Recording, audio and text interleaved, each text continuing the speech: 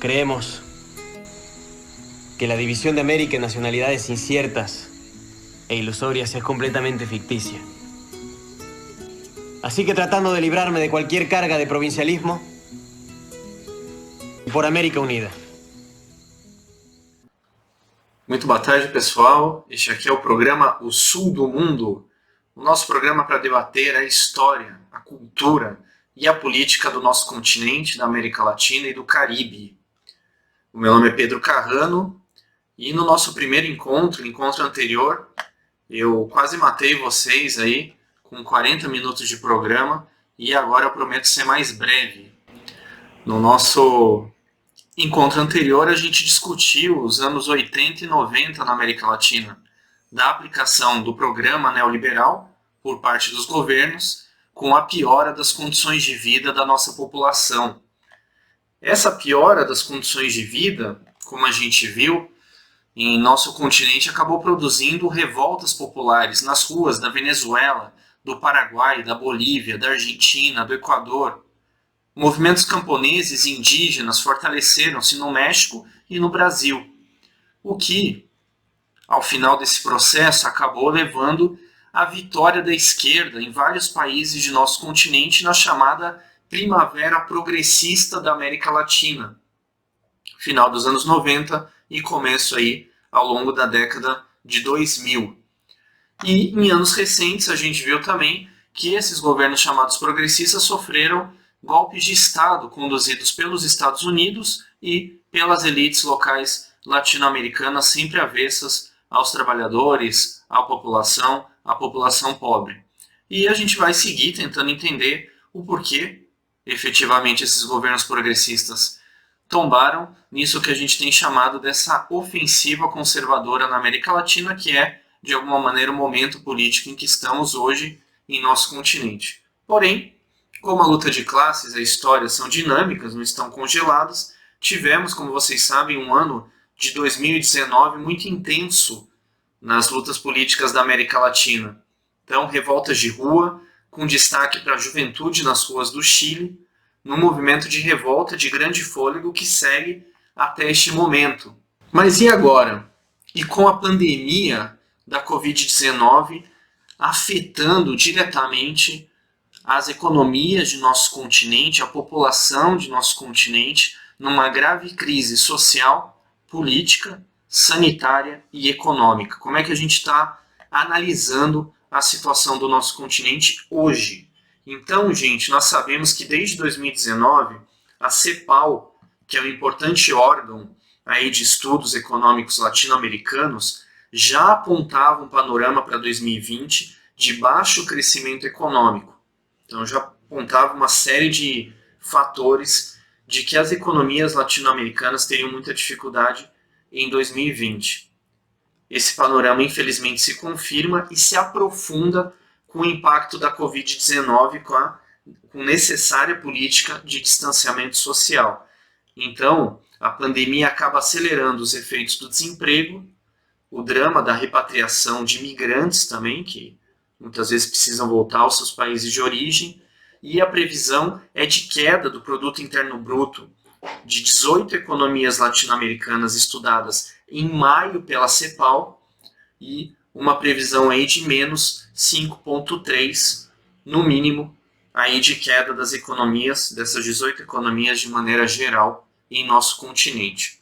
Então, em síntese, a gente tem essa situação. Vários países de nosso continente com governos que não tomaram as medidas necessárias de combate à Covid, de investimento em saúde pública. O Brasil é o pior caso disparado, mas temos aí Peru, Chile, Colômbia, México e Equador com casos muito preocupantes. Coincidentemente ou não, a maioria desses países tem governos ou negacionistas ou governos que desprezam o papel de planejamento e de investimento do Estado. A exceção aqui, né, pessoal, temos que admitir, e causa um pouco espanto, é a própria situação do México, que tem números graves aí de Covid-19, numa situação em que o governo de Andrés Manuel Lopes Obrador, num primeiro momento, despreza os efeitos realmente da pandemia, mas hoje as informações que vêm do México, que a gente pesquisa, mostram que o governo buscou ajustar a linha.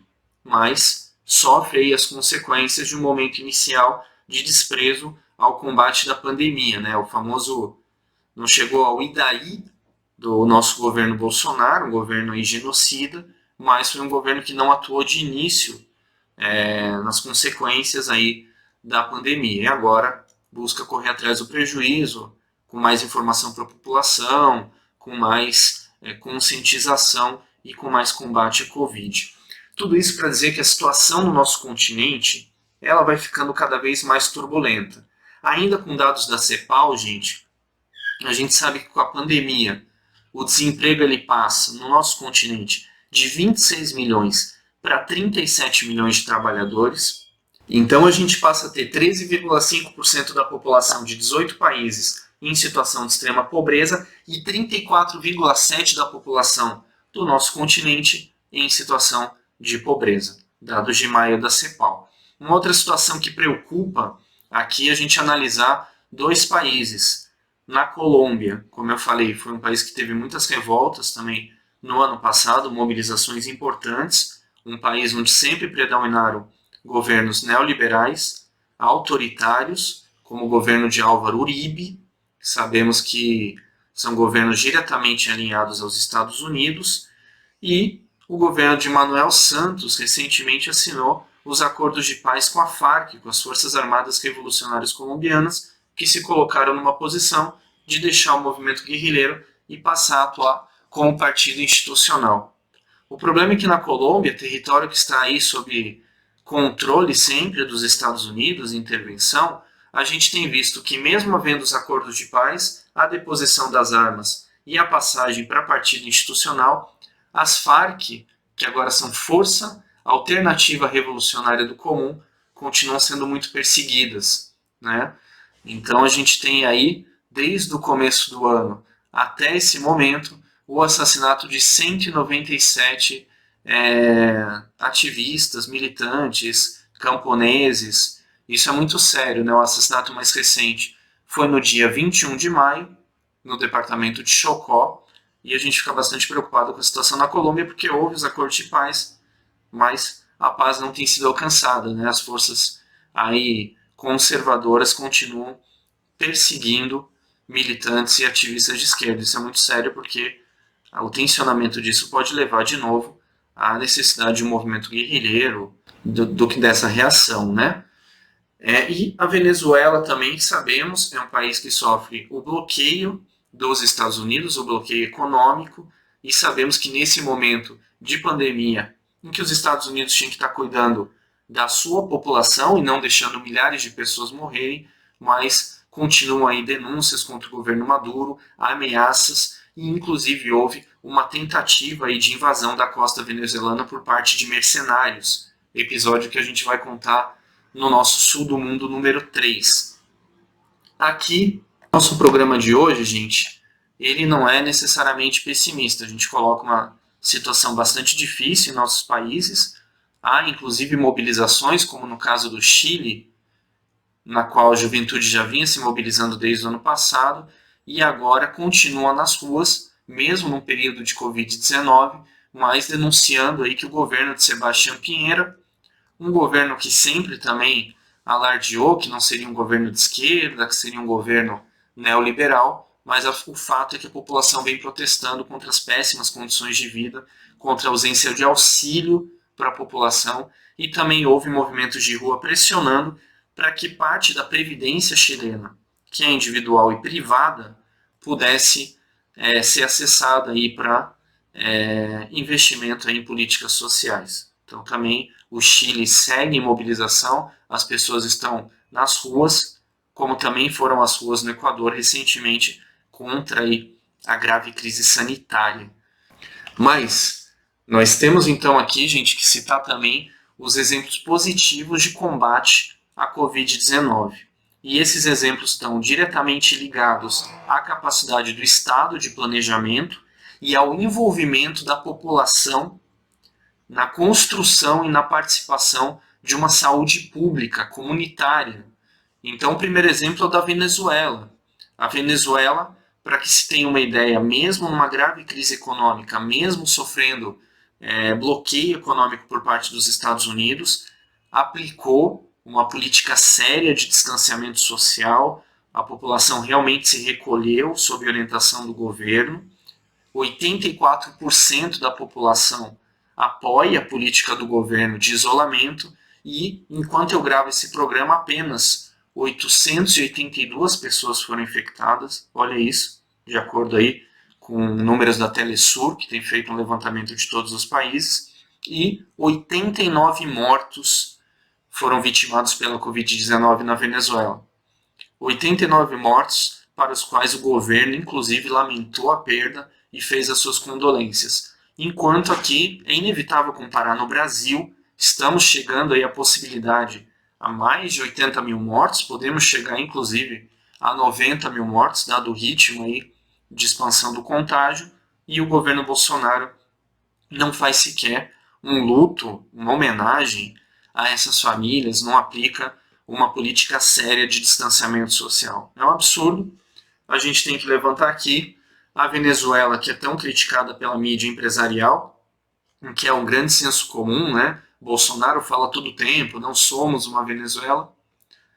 De fato, não somos uma Venezuela. A Venezuela aplicou uma política séria de distanciamento social e o Brasil não. E nesse momento de Covid, outra referência mundial, porque tem ajudado a contribuir com o seu envio de médicos, mas também na aplicação de saúde pública em seu país, é Cuba, que até o momento de gravação desse programa teve 1.908 casos de Covid-19. Por quê?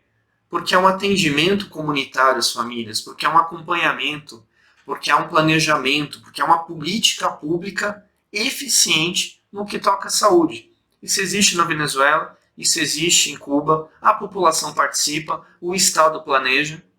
Isso acontece em países, inclusive pobres, mas que têm planejamento, como é o caso do Vietnã e do Laos, na Ásia, países com baixíssimo número de mortes, que agora puderam reabrir e retomar suas atividades, fizeram uma política consequente de combate à Covid e, como a gente vê muito diferente de governos de extrema direita e com programa neoliberal, como é o caso aí de Trump nos Estados Unidos, de Bolsonaro do Brasil, de Modi na Índia. A situação na América Latina preocupa, porque Brasil, Peru, Chile, México, Equador e Colômbia apresentam aí número grande de casos de contaminações. E o Brasil, muito disparado, não tem nem comparação. O que a gente também não percebe, a gente podemos analisar no próximo programa, é devido também a gente não ter hoje uma perspectiva mais de unidade latino-americana, de fortalecimento das instituições latino-americanas, como a Unasul, como a CELAC, que era uma bandeira muito forte dos governos aqui no Brasil de Lula e depois de Dilma. Hoje, por parte do governo Bolsonaro, a gente tem a sinalização de que a América Latina é um terreno aí preocupante, é um terreno hostil e não mais um território de articulação. Então, consequentemente, a gente tem visto poucas, arrisco dizer, iniciativas aí conjuntas de combate à pandemia.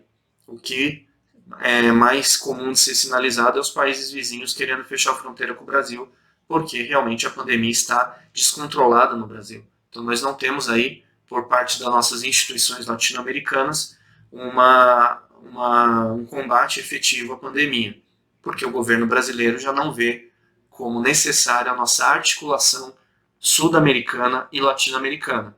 O governo aí vê apenas como necessário uma articulação diretamente com os Estados Unidos, uma política submissa aos Estados Unidos. Boa parte dos dados que eu trabalhei aqui, gente, boa parte das análises também estão em documentos da Organização Consulta Popular, que é a organização que eu participo, e elaboramos recentemente esse levantamento de dados, essa apreciação do momento que o nosso continente está vivendo. Então, nesse programa bebi bastante dos dados aí da Organização Consulta Popular. Este é o programa O Sul do Mundo. Esse é o nosso segundo episódio, sempre trazendo a história, a cultura, a literatura, a luta política de nossa América Latina, do Caribe. Espero contar aí com a sua divulgação, com as suas curtidas, e vamos aí cada vez mais crescendo com esse programa, trazendo uma visão muito necessária de uma América Latina e Caribe unidos. O meu nome é Pedro Carrano, muito obrigado pela sua atenção e eu volto aí na semana que vem com mais uma abordagem da América Latina. Possivelmente vamos abordar aí o tema da Venezuela nesse momento da Covid-19 e a ofensiva dos Estados Unidos sobre esse país. Muito obrigado. Por América Unida.